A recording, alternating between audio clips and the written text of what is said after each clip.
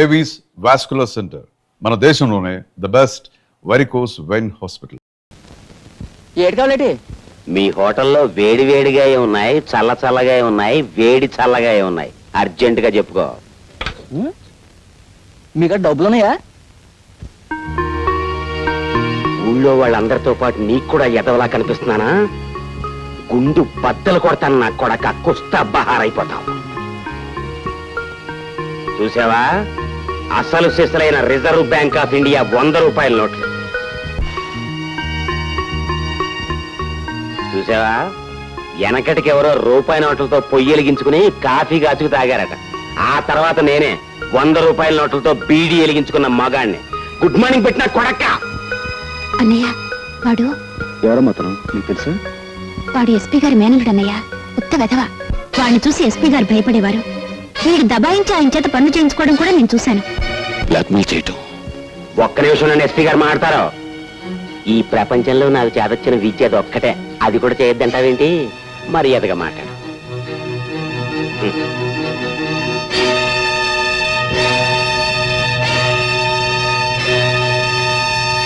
Blackmail వీడే చేస్తున్నాడా లేక వీడితో ఇంకెవరైనా చేయిస్తున్నారా అని మనం తెలుసుకోవాలి. ఎలా?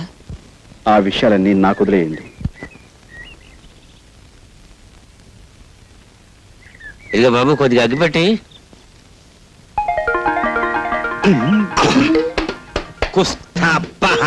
ఇదేంటి, మన ఇద్దరికి అసలు నోటికి దొంగ నోటికి ఉన్న దగ్గర పోలికలు ఉన్నాయేంటి? ఎవరు నువ్వు? నేను 101 జిల్లాలకి ఎదవనే. ఎదవననిపించుకోవటంలో కూడా పోటీయే. నీ ఎదవతనానికి నా జోహార్లన్నా. నాకు జోహార్లు అర్పించేవాడు నువ్వు అక్కడ కనపడ్డావు ప్రపంచంలో. నీ గొప్పతనం నీకు తెలీదు. నువ్వు హోటల్లో 100 రూపాయల నోటు వెలిగించి బీడీ కాల్చుకున్నప్పుడే తెలిసింది నువ్వు ఎంత గొప్ప ఎదవ్వో. ఆ సప్లైర్ గాడికి నా లెవెల్ చూపించడానికి వెలిగించానన్నా. కానీ క్లబ్కి వెళ్ళాక ఆ 100 వెలిగించినందుకు 100 తన్నులు తినాలి మా ఆవిడతో. క్లబ్బా? ఏ క్లబ్బు? Jackal club. నీ లెవెల్కే అన్నా నువ్వు క్లబ్బు లోపలికి వెడతావు. నన్ను హోటల్ గేట్ దగ్గరే గెంటేస్తున్నారు. ఆ క్లబ్బు మా ఆవిడదే అన్నా. అంటే మీ ఆవిడ క్లబ్బు ప్రొపరైటరా? క్లబ్ ప్రొపరైటరు వేరే ఉన్నాడు, కానీ మా ఆవిడ ఆడితో మిక్సింగ్ అయిపోయింది. మిక్సింగ్ అంటే అదే, ఇంక నాన్నోడితో చెప్పించుకో. దీని అబ్బా, దానికి నేను మొగుండన్న గౌరవం ఏమాత్రం లేదు. రాత్రి క్లబ్ మూసేశాక కస్టమర్స్ అంతా వదిలేసిన ఫుడ్ని తినమని ఆర్డర్ వేసింది. దాన్ని బట్టి అర్థం చేసుకో ఎంత పెద్ద సైజు ఎదవనం. అంటే క్లబ్ మూసేశాక ఎంగిలి కూడు తినటానికి నువ్వు అక్కడికి వెళ్తావు అన్నమాట.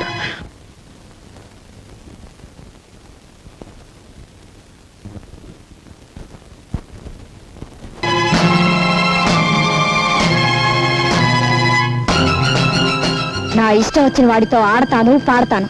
మధ్యలో నువ్వెవతివి? నేను ఎవర్నా? నువ్వు కావాలనుకుంటున్న ఆ వెధవకి పెళ్ళాన్ని. పెళ్ళానివా?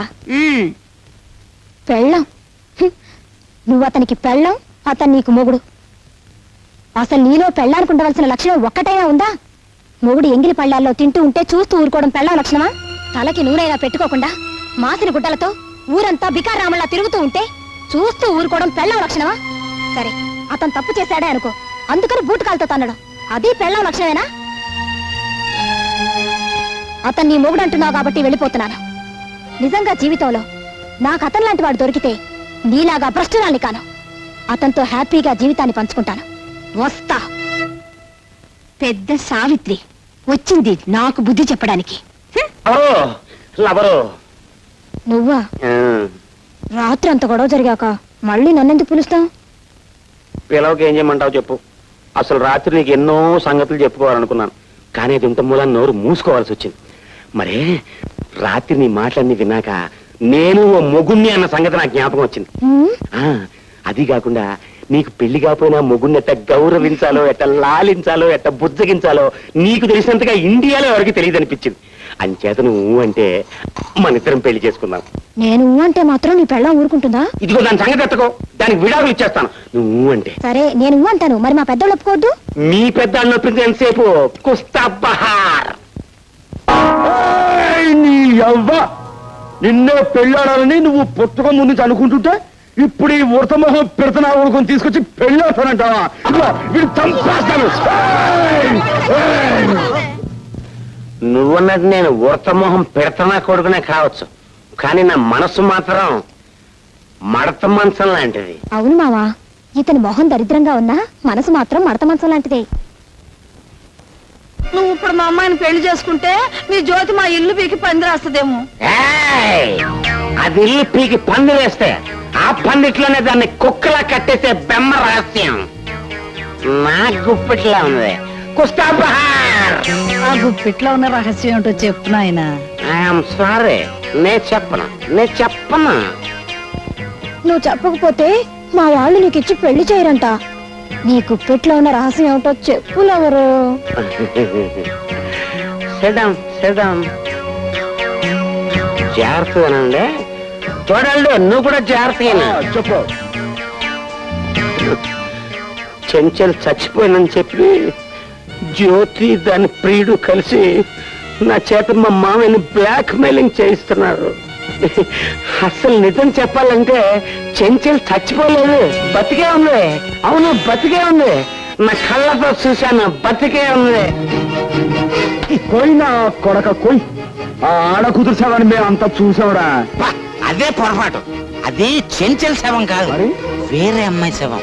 చెంచల్ చచ్చిపోయిందని మా మామయ్య ఇన్స్పెక్టర్ లింగాన్ని పిలిచి కేసు మార్క్ చేయమన్నాడు. ఎందుకు సార్? ఈ 10,000 ఖర్చు పెట్టి ఈ కేసు ఎవరి మీదైనా బనాయించు. చెంచల హత్య కేసులో మా అల్లుడి పేరు బయటకు రాకుండా చూడు, నీకేం భయం లేదు. అక్క, And for more videos, Please subscribe to iDream. Please subscribe to iDream. Please subscribe iDream. And please subscribe to iDream. For more videos, subscribe to iDream. please like, share, and subscribe to the channel. Congratulations, iDream. Subscribe to iDream. Subscribe to iDream. So subscribe to iDream Media. iDream ki iDream team andarki huge congratulations. Please subscribe iDream media. Please subscribe to iDream. Subscribe iDream. Please subscribe to iDream. iDream అంటే నా కళల channel subscribe చేసుకున్న నోరు తిరుగుతలేదు, మీరైతే గంట గుర్తు కొట్టండి. For more such videos, please subscribe to iDream.